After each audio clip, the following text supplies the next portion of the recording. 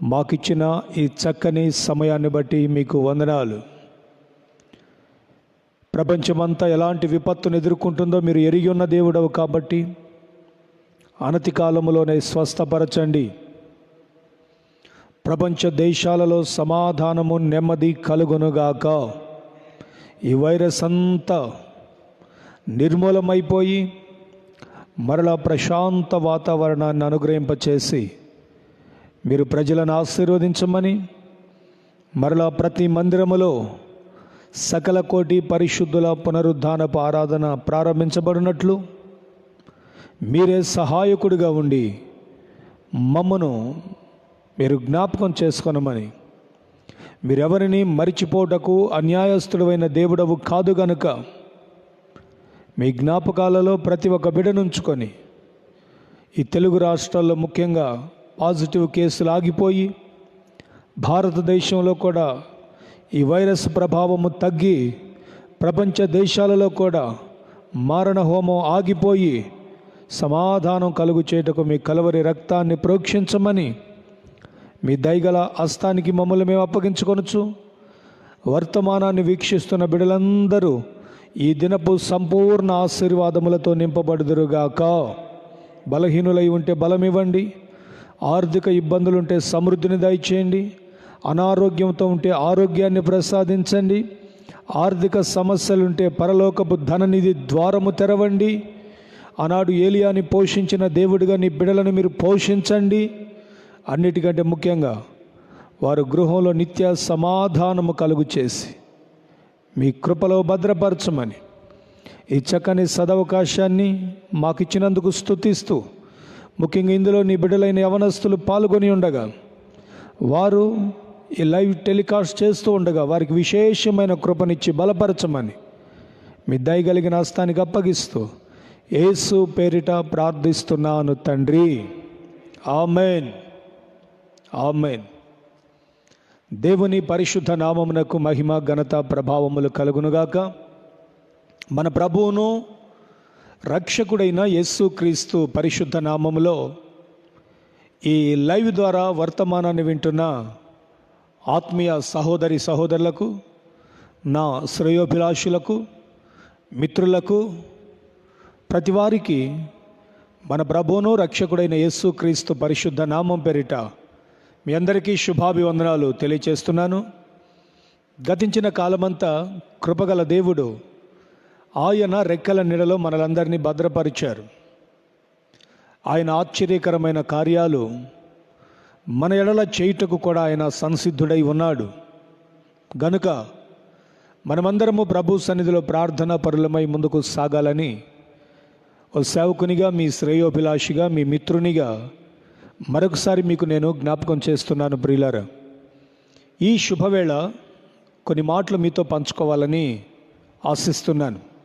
దానికంటే ముందుగా ఈ మా పరిచర్యను గూర్చిన కొన్ని విషయాలు మీతో జ్ఞాపకం చేస్తాను.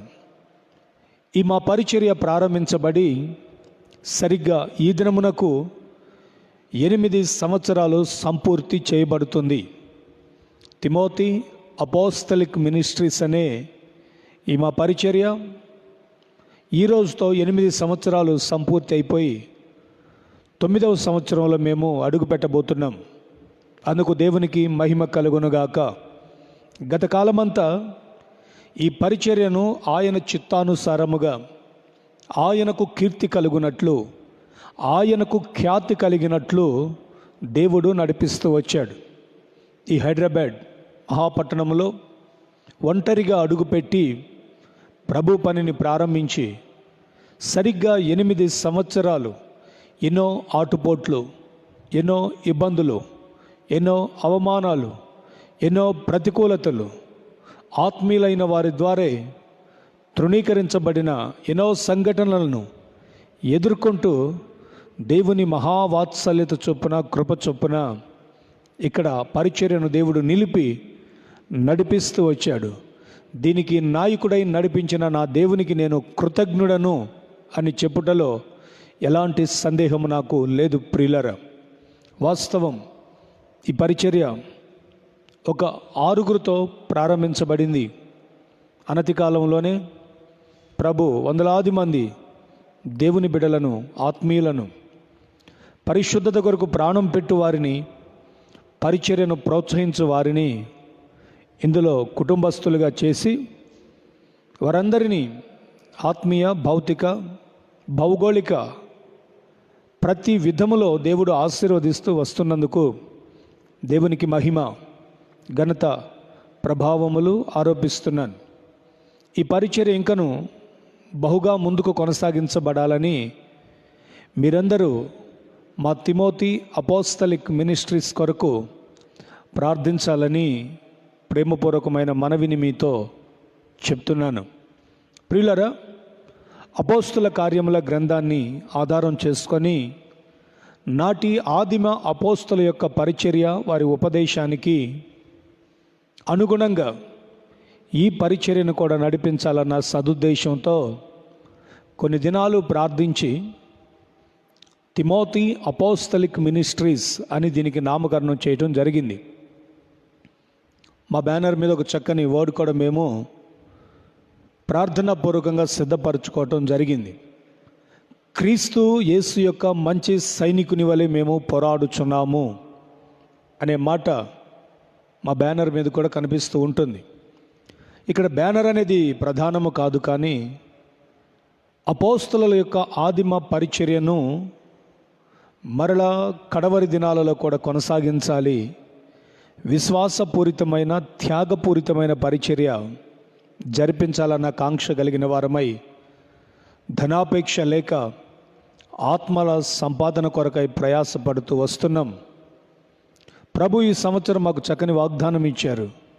ఆ వాగ్దానాన్ని నెరవేర్చుటకు ఆయన శక్తి కలిగిన వాడని రూఢిగా నమ్ముచున్నాను. ఈ సంవత్సరం నుంచి పరిచర్య నూతన కోణంలో ప్రభు నడిపించబోతున్నాడు. అనేక స్థలాలలో నూతనంగా బ్రాంచులు కూడా ప్రభు ఏర్పాటు చేయబోతున్నారు. అందుకు దేవునికి స్తోత్రము కలుగును గాక. నమ్మకమైన కుటుంబాలను ప్రభు ఇచ్చారు. సేవకుని కొరకు, సేవ కొరకు, ప్రభు కొరకు ప్రాణం పెట్టగలిగిన పరిశుద్ధ కుటుంబాలు, ఆశ్చర్యకరమైన దేవుని సహాయము కొరకు ప్రార్థనాపరులైన కుటుంబాలు, యవనస్తులైన బిడ్డలను కూడా దేవుడు మాకు ఇవ్వటం ఈ పరిచర్యలో చక్కని శుభ పరిణామం. గనుక వారందరిని బట్టి దేవునికి మహిమను చెల్లిస్తున్నాను. ఈ శుభవేళ మీతో కొన్ని విషయాలు నేను పంచుకోవాలి అని ఆశిస్తున్నాను. ఇది యానివర్సరీ డే మా పరిచర్యకు. వాస్తవంగా ఈ రోజుకి మా మీటింగ్స్ అయిపోవాలి. 15, 16, 17 ఈ మాసం దైవజనులు వేదనాయకం అయ్య గారితో మేము మీటింగ్స్కి డేట్ తీసుకోవటం కూడా జరిగింది. తర్వాత ఈ కరోనా పరిస్థితులను బట్టి వాటిని నిలిపివేసి ప్రభు చక్కని అనుకూలత ఇచ్చిన ఆ సమయంలో ఏర్పాటు చేయాలని మేము ఆశించాం. అధికారులను ధిక్కరించి మనం ఏది చేయకూడదని వాక్యం చెప్తుంది. కాబట్టి వాక్యానికి లోబడి అధికారులను గౌరవించి మేము ఈ కార్యక్రమానికి పూనుకున్నాం. ఈరోజు ఈ లైవ్ టెలికాస్ట్ ద్వారా ఈ యానివర్సరీ రోజున మీ అందరికీ మరొకసారి శుభాభివందనాలు. మా పరిచర్య కొరకు ప్రార్థించండి.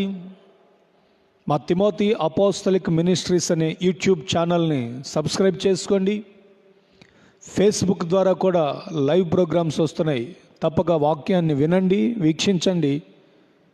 ఈ శుభవేళ దైవాశీర్వాదాలతో ప్రభు మిమ్మును నింపును గాక. ఆమేన్.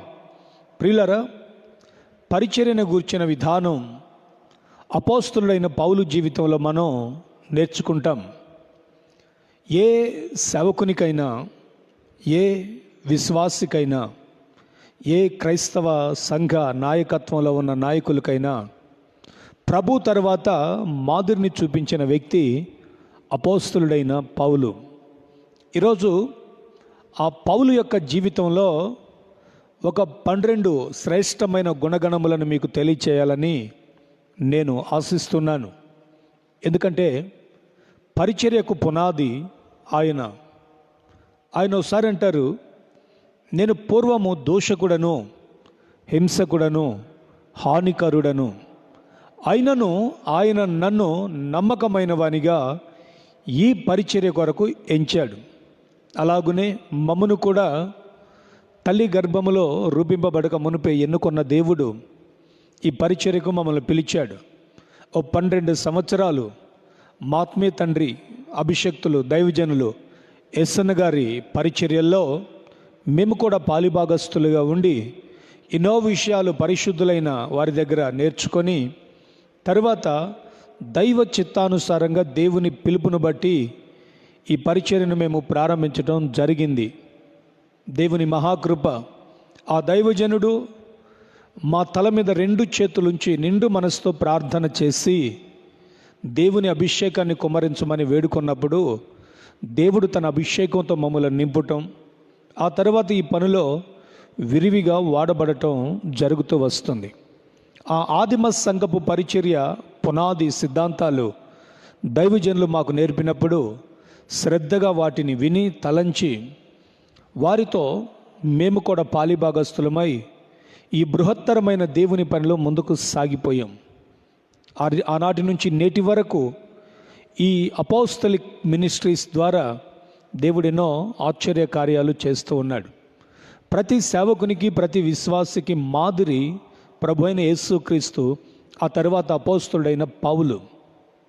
ఆయన జీవితాన్ని మనం లేఖనంలో చదివినప్పుడు పౌరుషము, రోషము మనకు కలుగుతుందని చెప్పుటలో ఏ సందేహం లేదు ప్రియులారా. ఎందుకంటే పౌలు తన ప్రాణము కన్నా కూడా పరిచర్యను ఎక్కువగా ఎంచుకున్నవాడని వాక్యపు ఆధారాలు మనకు ఘోషిస్తూ ఉన్నాయి. ఆయన ఒక మాట తిమోతికి రాస్తూ ఈ విధంగా అన్నారు. నేను మీకు ఆ మాట చదువుతాను. తిమోతికి రాసిన మొదటి పత్రిక అపోస్తలుడైన పౌలు 1వ అధ్యాయం 12, 13, 14 వాక్యాలు నేను చదువుతున్నాను, జాగ్రత్తగా వినండి.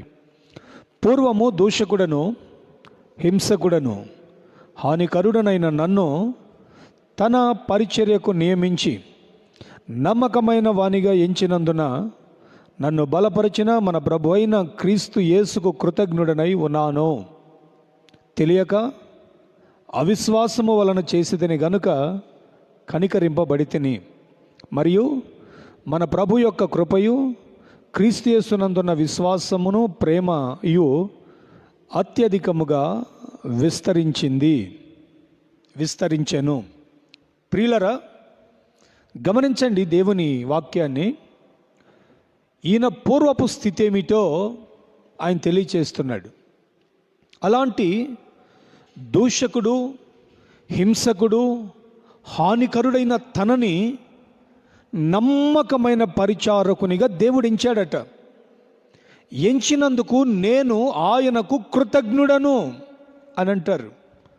పరిచర్య అనేది దేవుని పిలుపుతోనూ దేవుడు మనకిచ్చినదై ఉండాలి, ఇందులో సందేహం లేదు. ఆదిమ అపోస్తులలో 12 మంది కూడా ఆ రీతిగానే ప్రభు అయిన యేసు క్రీస్తు ద్వారా పిలువబడి ఏర్పరచబడ్డారు అనేది వాస్తవం. ఈ పౌలు నమ్మకమైన వానిగా ఎంచినప్పటి నుంచి పరిచర్యను ప్రాణముతో సమానముగా కాకుండా ప్రాణము కంటే ఎక్కువగా ఎంచి పరిచర్యను చేసినట్లు వాక్యంలో వ్రాయబడి ఉంది. అందుకే ముగింపులో అంటాడు, నేను మంచి పోరాటం పోరాడాను. అవునండి, ప్రభు అయిన యేసు క్రీస్తు నాటి సమాజానికి మాదిరిని చూపించి వెళితే క్రీస్తు యొక్క అడుగు జాడలలో తమ వంతు తాను సంపూర్తి చేయబద్ధుడై ఉన్న పౌలు మనకు మాదిరిని చూపించారు. అందుకే ధైర్యంతో ఒక మాట అంటాడు, నేను క్రీస్తును పోలి నడిచిన ప్రకారం మీరు నన్ను పోలి నడవండి. ఎంత అద్భుతమైన అనుభవం! నిజమే ప్రియులారా, మనకంటూ ఒక మాదిరిని చూపించే వ్యక్తి లేకపోతే ఆ మార్గం మనకు అగమ్య గోచరంగా ఉంటుంది అనేది వాస్తవం. సమాజానికి, సంఘానికి, సేవకులకు, అధ్యక్షులకు, నాయకులకు దైవజనుడైన పౌలు యొక్క జీవితం ఒక గొప్ప మాదిరి. అందుకనే వారి యొక్క సిద్ధాంత భావాలము కలిగిన వారమై తిమోతి అపోస్తలిక్ మినిస్ట్రీస్ అనే ఈ పరిచర్యను మేము కూడా స్థాపించడం జరిగింది. దేవుడు మమ్మల్ని కూడా నమ్మకమైన వానిగా ఎంచి ఈ పరిచర్యను అప్పగించాడు. అందుకు ఆయనకు మేము కూడా కృతజ్ఞులము. గతించిన 8 సంవత్సరాలు ఆటుపోట్లు, అవమానాలు, ఇబ్బందులు, కరువులు, అనేక సమస్యలు ఎదురైనప్పటికీ చెరగని విశ్వాసముతో, ఓడిపోని ధైర్యముతో దేవుడి ఈ పరిచర్యలో విజయం ఇస్తూ మమ్మల్ని నడిపిస్తున్నందుకు దేవునికి మహిమ, ఘనత, ప్రభావములు కలుగును గాక. నా ప్రియమైన సహోదరులారా, ఈ అపోస్తలుడైన పౌలు తన జీవిత విధానాన్ని ఆయన సౌలుగా ఉన్నప్పటికంటే పౌలుగా ఉన్నప్పుడు అనేక మందికి మాదిరికరమైన వ్యక్తిగా ఉన్నట్లు వాక్యం మనకు బోధిస్తుంది. ఓ పర్యాయము క్రైస్తవ సంఘాన్ని, సమాజాన్ని హింసించాలని బహుభయంకరమైన మతతత్వ ధోరణి కలిగిన వాడై అనేక విధములైన హింసలకు పాల్పడి గర్భిణీలతో సహా తాను వచ్చిన గుర్రముల చేత తొక్కించిన హింసకుడు. ఆ హింసకుడిని ప్రభు దర్శించి దమస్కులో అతనిని తన పరిచర్యగా ఎన్నుకున్నాడు. అన్ని జనుల ఎదుట నిన్ను నా సాధనముగా నిలబెడతాను అని చెప్పిన ఆ దేవుని యొక్క కృప సౌలును పౌలుగా మార్చి ఆవరించినప్పుడు ఆయన జీవితపు విధానం ఎలా మార్చబడిందో మీకు ఒక 12 విషయాలు ఒకే అధ్యాయంలో మీకు నేను జ్ఞాపకం చేస్తాను. పౌలు యొక్క గుణగణాలు, యేసుక్రీస్తు గుణగణాలు కూడా ఇంచుమించు పౌలు ధరించుకున్నట్లు ఈ మాటల్లో వ్రాస్తాడు. ఆల్రెడీ పౌలు ఆ కోణంలో నడిపించబడ్డాడు అనేది వాస్తవం. ఫిలిప్పీలకు రాసిన పత్రిక పౌలు యొక్క గుణగణాలు ఒక 12 కూలంకషంగా నేను మీతో పంచుకుంటాను. పౌలు గారి యొక్క గొప్ప గుణ లక్షణాలు 3వ అధ్యాయంలో 21 వచనాలు వ్రాయబడి ఉంటాయి.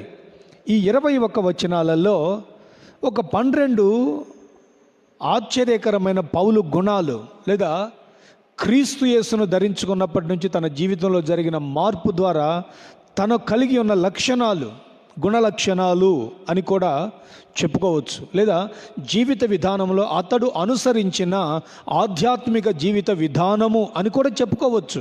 అలాంటి అనుభవాలు ఆయన ఒక 12 ఇందులో గుప్తపరిచాడు. వాటిని ఒక్కొక్కటిగా నేను మీకు జ్ఞాపకం చేస్తాను. చాలా జాగ్రత్తగా వినండి. మొదటిగా 3వ అధ్యాయం 1వ వాక్యము 2వ వాక్యము నేను చదువుతున్నాను. జాగ్రత్తగా వినండి. మెట్టుకు నా సహోదరులారా, ప్రభునందు ఆనందించుడి. అదే సంగతులను మీకు వ్రాయుట నాకు కష్టమైనది కాదు, మీకది క్షేమం, మీకది క్షేమకరము అంటాడు పౌలు. అంటే ఈ వ్యక్తి యొక్క మొదటి గుణగణం ఏమిటి అంటే ప్రభునందు ఆనందించేవాడు. జాగ్రత్తగా వినండి. ఒకప్పుడు గొప్ప విద్యావంతుడు, గమలియలు పాదాల దగ్గర విద్యాభ్యాసం నేర్చినవాడు, హెబ్రీల సంతానమయ్యాడు, బెన్యామీను గోత్రంలో పుట్టాడు, ధర్మశాస్త్ర విషయమైన పరిసయుడయ్యాడు. తను నమ్మిన దాని కొరకు ప్రాణాన్ని సైతము లెక్క చేయకుండా తిరిగిన వాడు ఇప్పుడు ఆయన అంటున్న మాట ఏమిటంటే, నేను ప్రభునందు ఆనందిస్తున్నాను. గోత్రాన్ని బట్టి ఆనందం లేదు ఆయనకి, సంతతిని బట్టి ఆనందము లేదు. అంత మాత్రమే కాదు, అతడు విద్యను బట్టి అతనికి ఆనందము లేదు. తన కనుసైగలతో రవి అస్తమించని రోమా సామ్రాజ్యాన్ని కనుసైగలతో కదిలిస్తున్న ఒక విప్లవకారుని వలె ఉన్న ఇతడు ప్రభు రక్తము చేత కడగబడి పాతవి గతించి సమస్తము నూతనముగా మార్చబడిన తరువాత పౌలు యొక్క మొదటి గుణం లేదా గుణ లక్షణం ఏమిటంటే ప్రభునందు ఆనందించువాడు. వాస్తవం కదా. కొందరు గుర్రములను బట్టి, కొందరు రథములను బట్టి, కొందరు ధనమును బట్టి, కొందరు జ్ఞానమును బట్టి, కొందరు తిండిని బట్టి, కొందరు ఐశ్వర్యమును బట్టి, కొందరు కట్టుకున్న భవంతులను బట్టి, కొందరికి కలిగిన ధనబలము, జనబలము, పొలిటికల్ బలమును బట్టి ఆనందిస్తున్న ఈ దినాలలో పౌలు క్రైస్తవ సమాజానికి నేర్పించే ఒక ఆశ్చర్యకరమైన మాట, ప్రభునందు ఆనందించండి. నేను ప్రభునందు ఆనందించిన వాడిని.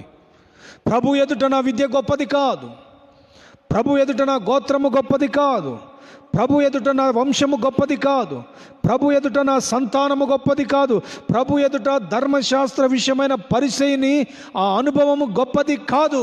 అందులో నాకు లేని ఆనందం క్రీస్తు యేసునందు నాకు ఉంది అని జ్ఞాపకం చేస్తున్నాడు. అందుకే ఆయన ఆనందించిన వాడై ఉండటమే కాకుండా సభ్య సమాజానికి కూడా ఏమని చెప్పాడంటే 4వ అధ్యాయం 4వ వాక్యంలో ఫిలిప్పీ పత్రికలో, ఎల్లప్పుడూ ప్రభువునందు ఆనందించుడి, మరలా చెప్పుచున్నాను ఆనందించుడి, మీ సహనము సకల జనులకు తెలియనీడి, ప్రభు సమీపముగా ఉన్నాడు, స్తోత్రము కలుగునుగాక.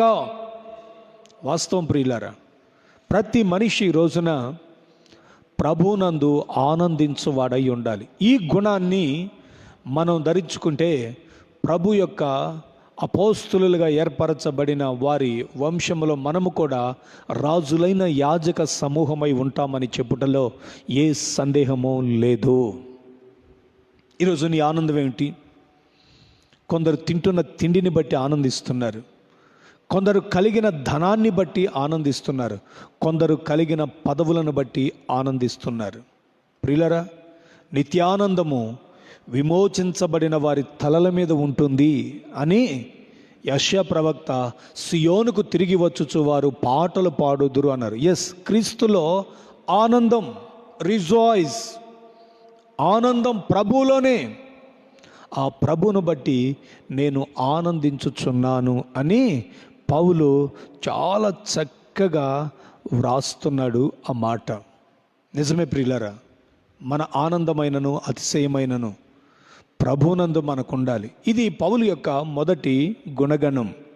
మీరు కూడా ఈ గుణగణాన్ని ధరించుకున్న వారై ప్రభువులో ఆనందించాలని కోరుకొనుచున్నాను. ప్రవక్త అంటాడు కదా, ద్రాక్ష తోటలు ఫలమివ్వకపోయినను, అంజూరపు పండ్లు కాయకపోయినను, విస్తారమైన కరువు వచ్చినను నేను ప్రభువును బట్టి ఆనందించుచున్నాను అని హబక్కుకు రాస్తూ వస్తాడు.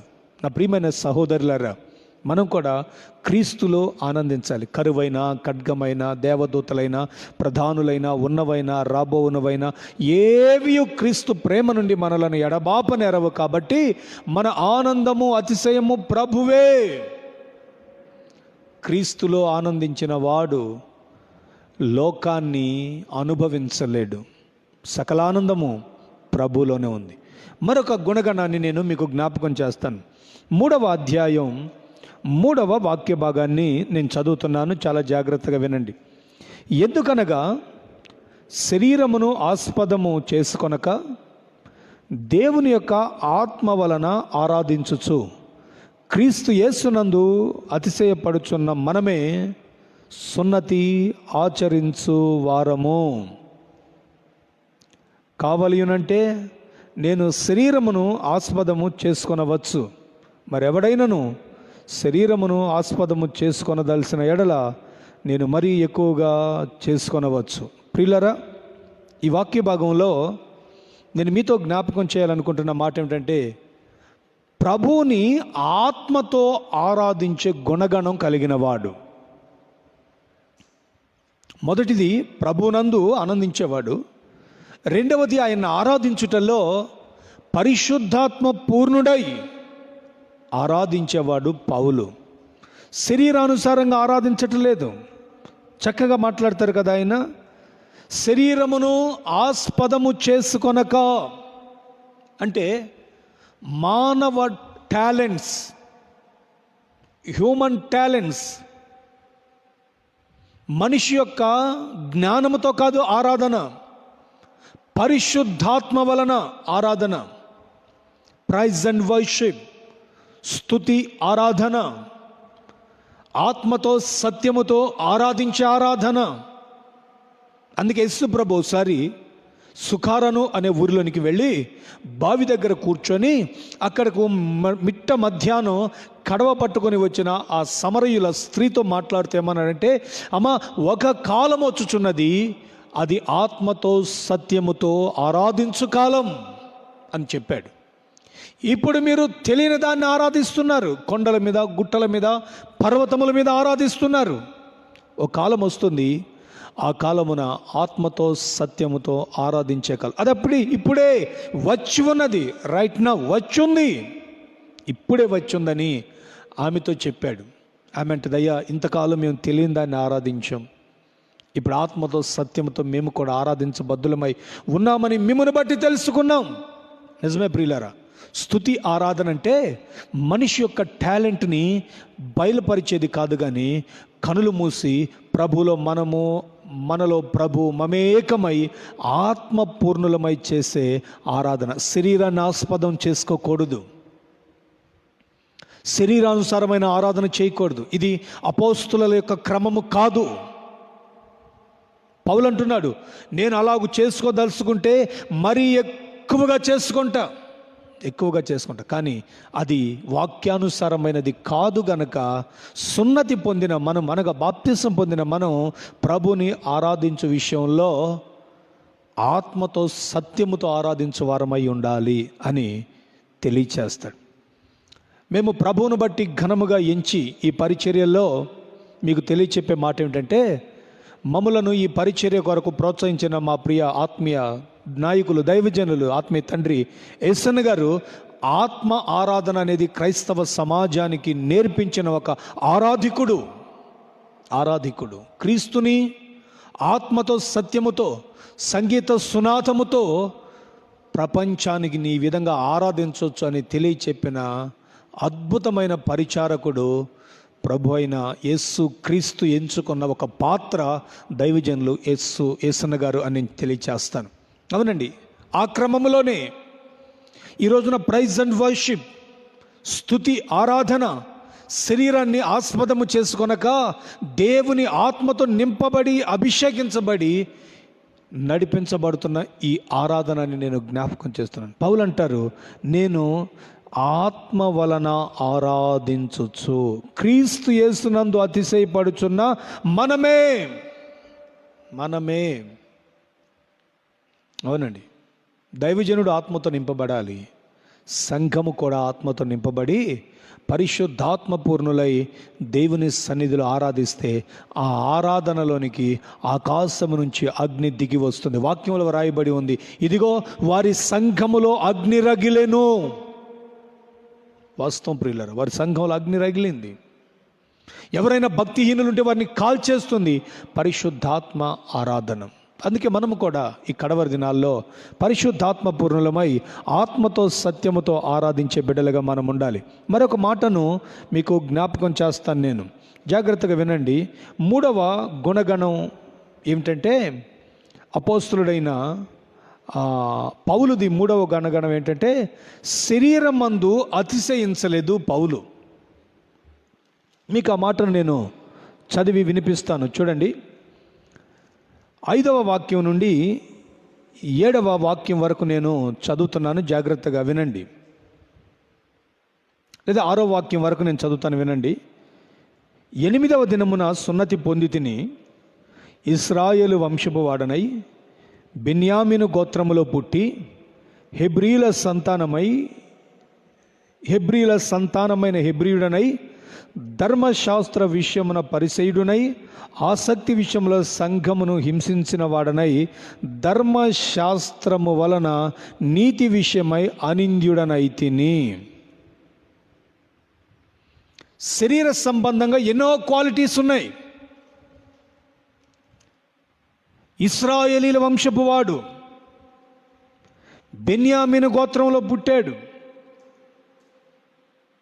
హెబ్రీయుల సంతతి వాడయ్యాడు, ధర్మశాస్త్ర విషయములో పరిసయుడయ్యాడు, ఆసక్తి విషయంలో తాను నమ్ముకున్న సంఘమును స్థిరపరచడానికి భయానకరమైన విప్లవకారుడిగా క్రీస్తుని నమ్మిన వారిని హింసిస్తూ తిరిగిన వాడు నీతి విషయమై అనింద్యుడను అని చెప్తా. అంటే శరీర విషయమైన వాటి అందు అతిశయపడలా ప్రభువును నమ్మినాక. ఈరోజు చూడండి, మన వాళ్ళు ప్రభువును నమ్మి కూడా శరీర సంబంధమైన విషయాలు, ఆ పేర్లు వెనక వాళ్ళ కుల ప్రస్తావన ఉంటుంది. అవునండి, పేరు వెనక ఒక తోక, పలానా పాస్టర్, పలానా సమ్ ఏదో ఒకటి. ఈయనకి ఉంది ఇశ్రాయేలీల వంశమని పెట్టుకోలా, ఈయనకి ఉంది బెన్యామీను గోత్రమని పెట్టుకోలా, గమలియలు పాదాల దగ్గర హై ఎడ్యుకేషన్ గొప్ప చదువు చదివాడు కానీ పెట్టుకోలే.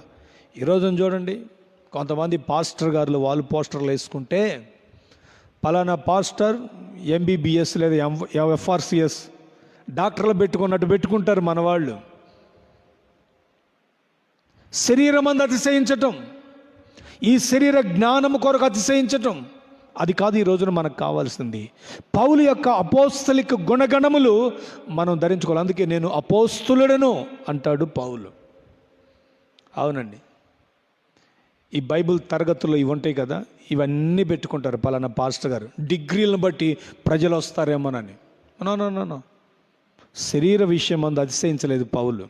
ఎన్నున్నా క్రీస్తు యేసే ముఖ్యమైన మూలరాయి, ఆయన మీద నేను కట్టబడాలి అనే మాట ఆయన తలంచి ప్రభు కొరకు తన ప్రాణమును పెట్టడానికి ఇష్టపడ్డాడు. దేవునికి స్తోత్రము కలుగునుగాక.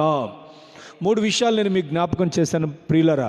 మొదటిది క్రీస్తులో ఆనందించేవాడు, రెండవది దేవునిని ఆత్మతో ఆరాధించేవాడు, మూడవది శరీర సంబంధమైన విషయాలలో అతిశయించిన వాడు కాదు. 4వది చదువుతున్నాను, 7వ వాక్యాన్ని 8వ వాక్యాన్ని. అదేమిటంటే సమస్తము క్రీస్తు కొరకు నష్టముగా ఎంచుకున్న గుణం. 7వ వాక్యాన్ని చదువుతున్నా. అయినను ఏవేవి నాకు లాభకరములై ఉండెనో వాటిని క్రీస్తు నిమిత్తము నష్టముగా ఎంచుకొంటిని. నిశ్చయముగా నా ప్రభు అయిన యేసు క్రీస్తును గూర్చిన అతి శ్రేష్టమైన జ్ఞానము నిమిత్తమై సమస్తమును నష్టముగా ఎంచుకున్నాను. విద్యలో రాలా జ్ఞానం, వంశంలో రాలా జ్ఞానం. ఈరోజున మన భారతదేశపు ఉనికిని మనం గమనిస్తూ వస్తే వంశపారంపర్యంగా జ్ఞానవంతుల పట్టికను మన వాళ్ళు వ్రాసుకుంటూ దాన్ని అనుసరిస్తూ వస్తారు. అయితే పౌలు అంటాడు, నాకు కలిగిన సమస్తము, శరీరానుసారమైన ఎన్ని డిగ్రీలు ఉన్నా నాకు కలిగిన సమస్తము నేను నష్టముగా ఎంచుకుంటుంది. వాటి వల్ల ఏమి లాభం లేదు. ఈరోజున దేవుని సేవకులైన మీకు కూడా, దేవుని ప్రజలైన మీకు కూడా, సేవకులని కాదు దేవుని ప్రజలైన వారు కాదు, ఈ రోజున సంఘాలలో కూడా వారికి కలిగిన దానిని బట్టి, వారికి కలిగిన చదువులను బట్టి ఘనపరిచే సంఘాలు ఉన్నాయి. ఫినాన్షియల్ స్టేటస్ చూసి, ఎడ్యుకేషనల్ స్టేటస్ చూసి, గవర్నమెంట్ ఉద్యోగంలో ఉన్న ఆధిపత్యాన్ని చూసి సంఘములో వాళ్ళను ఘనపరిచే అనుభవాలు నేటి సంఘాలలో కూడా ఉన్నాయి. అయితే నేను అంటాను, పౌలు లాంటి వాడే ప్రభు ఎదుట, దేవుని సేవకుని ఎదుట, పరిచర్య ఎదుట వాటిని నష్టముగా ఎంచుకొని క్రీస్తు విషయమైన అతి శ్రేష్టమైన జ్ఞానమును సంపాదించుకోవాలనుకున్నాడు ఆయన. అవును ప్రియులరా, జ్ఞానము విమోచనయు నీతి ప్రభు అయిన యేసు క్రీస్తే. ఆయన నిమిత్తం ఈ లోకంలో దేనినైనా నష్టముగా ఎంచుకోవాలి. 5వ మాట కూడా నేను జ్ఞాపకం చేస్తాను, లాభకరమైన వాటిని పెంటతో ఎంచుకున్న గుణం. చూడండి, 3:11 చదువుతున్నాను, 10 నుంచి. ఏ విధము చేతనైనను మృతులలో నుండి నాకు పునరుద్ధానము కలుగవలెనని ఆయన మరణ విషయములోను సమానుభానుభానువు గలగాడనై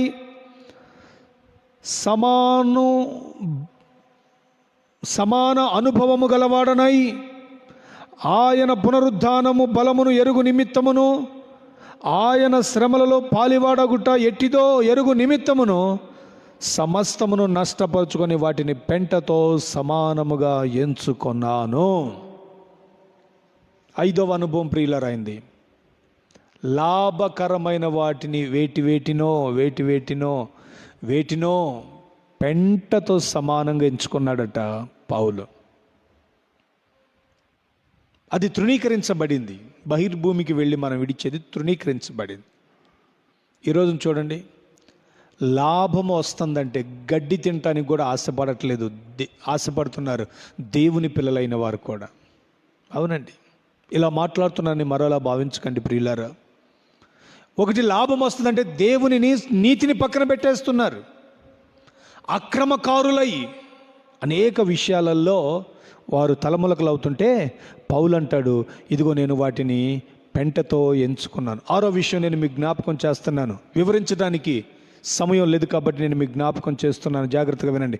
6వ విషయం, స్వనీతి మీద ఆధారపడలేదు పౌలు. 12వ వాక్యం, ఇదివరకే నేను గెలిచి తిని అని అయినను, ఇదివరకే సంపూర్ణ సిద్ధి పొంది తినని అయినను నేను అనుకొనటలేదు, కానీ దేని నిమిత్తము క్రీస్తు యేసు చేత పట్టుబడితినో దానిని పట్టుకొనవలెనని పరిగెత్తుచున్నాను. అవును ప్రియులారా, ఇదివరకే గెలిచేశాం. స్వనీతి, తన స్వనీతి మీద ఆధారపడలేదు. దేవుని కొరకు నీతి కలిగిన వాడై ఎంచబడు నిమిత్తము విశ్వాసపు పోరాటం పోరాడుచున్నాడు పౌలు. ఈ రోజున మన నీతి కాదు సేవలో కావాల్సింది, మనం వేసుకునే వస్త్రధారణ కాదు కావాల్సింది, దేవుని నీతిని నెరవేర్చువారమై ఉండాలి. What is the God righteousness? ఏమిటి దేవుని నీతి? దేవునిని పోలి నడవటము, శరీరమును దినదినము నలగగొట్టుకొనుటయే దేవుని నీతి. అవును ప్రియులారా, నీతిమంతుడైన వాడు విశ్వాసమూలముగా జీవిస్తాడు. లాభం వస్తుంది కదా అని అనేక విషయాలలో తొందరపడడు. స్వనీతితో ప్రజలను ఆకర్షించాడు. నీతిమంతుడైన నా సేవకుడు అని ప్రభువును గూర్చి వ్రాయబడి ఉంది యెషయా ప్రవచన గ్రంథంలో. మీకు ఒక మాటను జ్ఞాపకం చేస్తాను. యెషయా ప్రవచన గ్రంథం 53వ అధ్యాయంలో మీకు ఆ మాటను నేను జ్ఞాపకం చేస్తాను. జాగ్రత్తగా మీరు గమనించండి ఆ మాటను ప్రియమైన సహోదరులారా. 11వ వాక్యం 53వ అధ్యాయం. అతడు తనకు కలిగిన వేదనను చూసి తృప్తి నొందును, నీతిమంతుడైన నా సేవకుడు జనుల దోషమును భరించి తనకున్న అనుభవ జ్ఞానము చేత అనేకులను నిర్దోషులనుగా చేయును. అవునండి, యేసుక్రీస్తు రక్తము చేత కడగబడిన మనమందము నిర్దోషులము. స్వనీతి మీద ఆధారపడకూడదు. నీ నీతి మురికి బట్ట, మురికి గుడ్డ అని వాక్యం చెప్తుంది. ప్రవచన గ్రంథం, యెషయా గ్రంథం. మురికి గుడ్డ నీ నీతి కాదు ఈ రోజున కావాల్సింది. స్వనీతి కాదు, దైవ నీతిని నెరవేర్చేవాడిగా ఉండాలి. 7వది నేను చెప్తున్నాను, వెనుకున్న వాటిని మరిచిపోయే గుణం. 3వ అధ్యాయం 13వ వాక్యాన్ని చదువుతున్నాను. సహోదరులారా, నేను ఇదివరకే పట్టుకొని ఉన్నానని తలంచుకొనను, అయితే ఒకటి చేయుచున్నాను, వెనుకున్నవి మరిచి ముందున్న వాటి కొరకై వేగిర పడుచు.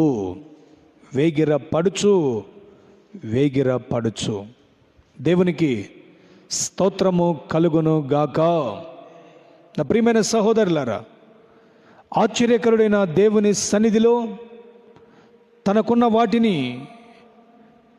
వాటిని అతడు మరచి ముందున్న వాటి కొరకై వేగిరపడుచున్నాను. ఇది వరకే పట్టుకున్నాను అని నేను తలంచుకొనటలేదు, కానీ వెనుకున్నవి మరచి. మరిచిపోయే గుణం అంటే గతించిన వాటిని మరిచిపోయే గుణం, పాత జీవితాన్ని మరిచిపోయే గుణం. ఇప్పుడు ముందు ఉంచబడిన ఆ బహుమానం ఒకటి ఉంది. విశ్వాసమునకు కర్తయు దాన్ని కొనసాగించు యేసు వైపు చూచుచు సులువుగా చిక్కులు పెట్టు పాపమును విడిచిపెట్టి యేసు వైపు చూస్తూ పరిగెత్తుతున్నాడు. ముందున్న వాటి కొరకు. ఈ రోజున ప్రియులారా, వెనుకున్న వాటిని మనం మరిచిపోవాలి. నా ప్రియమిత్రులారా, అపోస్తలుల యొక్క గుణగణాలు చాలా ఉన్నతంగా ఉన్నాయి. 8వ వాక్యంలో 8వ మాటలో వ్రాయబడి ఉంది. 8వ గుణం, క్రీస్తు శ్రమలలో పాలిభాగస్థుడయ్యే అనుభవం. 11వ వాక్యంలో వ్రాయబడి ఉంది, ఆయన శ్రమలలో పాలివాడగుట ఎట్టిదో ఎరుగు నిమిత్తము. ఎస్, క్రీస్తు శ్రమలలో పాలివాడయ్యే గుణం. 9వది, ముందున్న వాటి కొరకు పరుగు పెడుతున్నాడు, వెనుకున్నవి మరిచాడు, ముందున్న వాటి కొరకు పరుగెడుతున్నాడు. 13వ వాక్యంలో ఉంది ఆ మాట. 10వ అనుభవం, ఆయనకు బహుమానము పొందవలనన్న ఆశ. 14వ వాక్యాన్ని చదువుతున్నాను నేను, జాగ్రత్తగా వినండి. క్రీస్తు యేసునందు దేవుని ఉన్నతమైన పిలుపునకు కలుగు బహుమానము పొందవలనని గురి యొద్దకే బహుమానం పొందాలి. మనకు ఒక బహుమానం ఉంది కాబట్టి ఓపికతో మనం పరిగెత్తాలి. పందెమందు పరిగెత్తువాడు మితముగా తినాలి, మితముగా ఉండాలి, పరిశుద్ధ ప్రవర్తన కలిగిన వాడై ఉండాలి. అవునండి, అనేక మంది పరిగెత్తారు కానీ బహుమానం పొందువాడు ఒకడే. కానీ ఆత్మీయ జీవితంలో క్రీస్తు కొరకు పరిగెత్తువాడికి, ప్రతి వానికి ఆయన ఇచ్చు బహుమానము చాలా గొప్పదై ఉంది. 11వ అనుభవాన్ని చెప్తున్నాను, జాగ్రత్తగా 11వ గుణాన్ని గమనించండి. మాదిరిగా ఉండాలనే తపన, మాదిరిగా ఉండాలి ఇతరులకనే గుణం పౌలుది. మీరు ఆ మాటలు చదువుతూ వస్తే 15వ వచనం నుండి 19వ వచనం వరకు ఉంటాయి. అయితే 17వ వాక్యం ఇందులో మనం చాలా ఇంపార్టెంట్గా గమనించాలి. ఫిలిప్పీ 3:17లో, సహోదరులారా మీరు నన్ను పోలి నడుచుకొనిడి, మేము మీకు మాదిరి అయి ఉన్న ప్రకారము నడుచుకొని వారిని గురిపెట్టి చూడుడి. మాదిరి. ఈరోజున సంఘ నాయకులుగా లేదా సంఘంలో విశ్వాసులుగా ఉన్నామంటే మనల్ని చూసి అనేకులు నేర్చుకోవాలి. వీరి ప్రార్థనా జీవితం ఎలా ఉంది మాదిరిగా, వీరి మాట ఎలా మాదిరిగా ఉంది, వీరి విశ్వాసం ఎలా మాదిరిగా ఉంది, వీరి ఆధ్యాత్మిక నియమం మనకెంత మాదిరిగా ఉంది అనేది నేర్చుకోవాలి. పౌలు అంటున్నాడు, సహోదరులారా మీరు నన్ను పోలి నడవండి. ఈ ధైర్యం మనకుందా ఈ రోజున? మేము మీకు మాదిరి అయి ఉన్న ప్రకారము. వాస్తవం అండి, మాదిరి అయి ఉన్నాడు ఆయన. ఆఖరి గుణగణాన్ని నేను చదివి వినిపిస్తాను. 3:20లో, క్రీస్తు కొరకు కనిపెట్టడం. మన పౌరస్థితి పరలోకమందున్నది, అక్కడ నుండి మన ప్రభు అయిన యేసు క్రీస్తును రక్షకుని నిమిత్తము కనిపెట్టుకొని ఉన్నాను. ఎంత ఆశ్చర్యకరమైన అనుభవాలు ప్రియులరా! ఈ 21 వచనాలలో 12 ఆధ్యాత్మిక అనుభవాలు పౌలు కలిగి ఉన్నాడు. ఇదంతా మనకు గొప్ప మాదిరి గనుక ఈ రోజున సేవకులైనను విశ్వాసులైనను ఇటీ నియమము కలిగిన వారై గురి యొద్దకే నడవాలని ప్రభు ప్రేమను బట్టి కోరుకుంటూ నా మాటలు ముగిస్తున్నాను. ఈ శుభవేళ నా దేవుడు ఈ అపోస్తలిక్ నియమాన్ని మనందరిలో స్థిరపరిచి బలపరిచి మనలందరినీ ఆయన నిత్య రాజ్యానికి అనగా పరలోక పట్టణానికి వారసులుగా మార్చునుగాక. తలలు వంచుదాం, ప్రార్థన చేసుకుందాం. సర్వోన్నతుడైన దేవుని కృపను మనం పొందుతూ, ప్రభువా నేను కూడా ఒక పౌలు వలె జీవించాలి, నేను కూడా ఆధ్యాత్మిక నియమములు కలిగిన వాడనై ఉండాలి. ప్రార్థన చేసుకుందాం.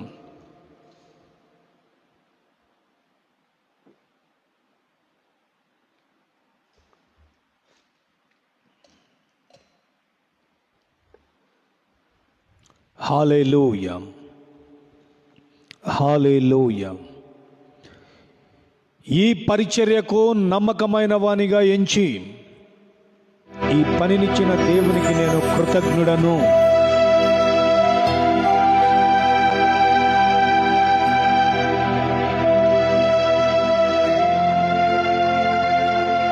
కృతజ్ఞుడను అని పౌలు చెప్తున్నాడు. ప్రియులారా,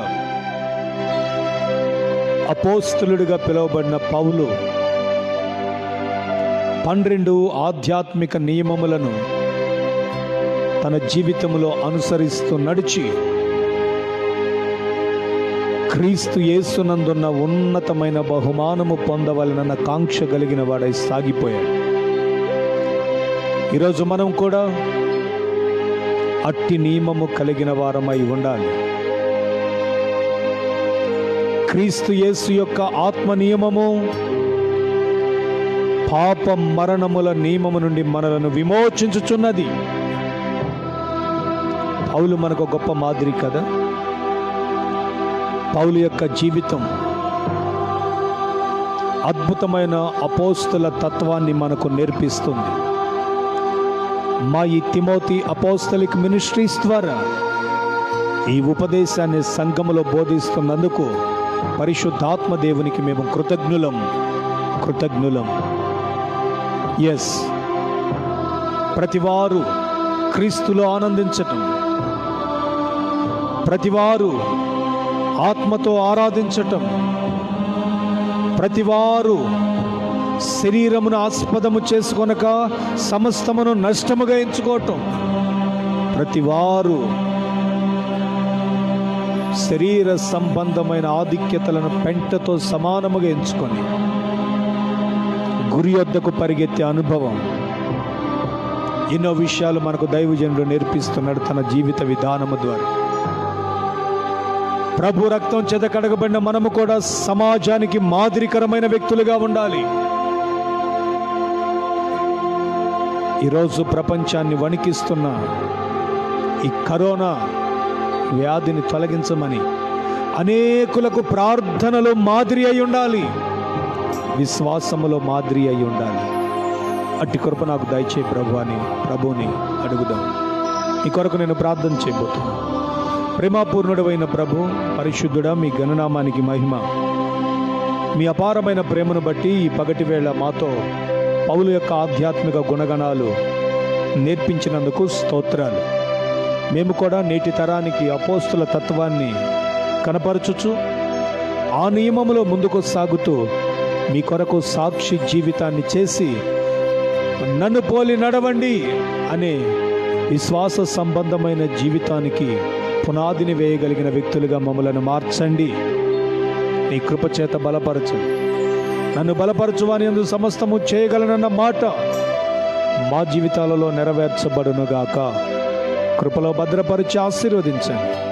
ఈ భయంకరమైన వ్యాధి చేత ప్రజలు ఇబ్బందులు పడుతూ, నాయన కలవరపడుతూ, ఆర్థిక ఇబ్బందులకు గురి అవుతున్న ఈ తరుణంలో వారందరినీ జ్ఞాపకం చేసుకుని అద్భుతమైన ఆశీర్వాదమును, స్వస్థతను, వనరులను మీరు దయచేసి మహిమ పొంది నేనున్నాను అని వారిని ధైర్యపరిచి బలపరచమని, ఈ కార్యక్రమం చేయడానికి శ్రేష్టమైన సమయం మీరు ఇచ్చినందుకు స్తుతిస్తూ ఘనత, మహిమ, ప్రభావములు మీరు పొందుకొనమని యేసు నామములో ప్రార్థిస్తున్నాను తండ్రి, ఆమేన్.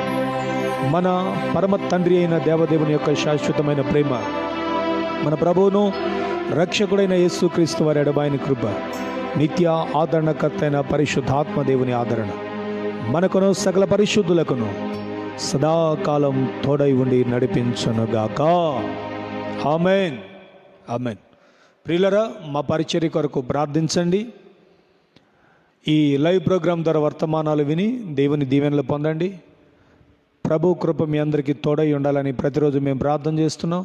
సరిగ్గా ఈ తిమోతి అపోస్తలిక్ మినిస్ట్రీ ఆరంభించబడి 8 సంవత్సరాలు ముగించబడింది.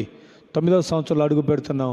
ఈ సంవత్సరం దైవాశీర్వాదాల చేత పరిచర్య విస్తరించబడి నూతన ఆత్మలు సంఘంలో చేర్చబడేటట్లు మీరంతా ప్రార్థన చేసి మాకు సహకారులై ఉండాలని కోరుకుంటూ మిమ్మలను ప్రభు మెండుగా దీవించాలని ఆశిస్తూ ఈ మాటలు ముగిస్తున్నాను. ప్రభు కృప మీ అందరికీ తోడై ఉండును.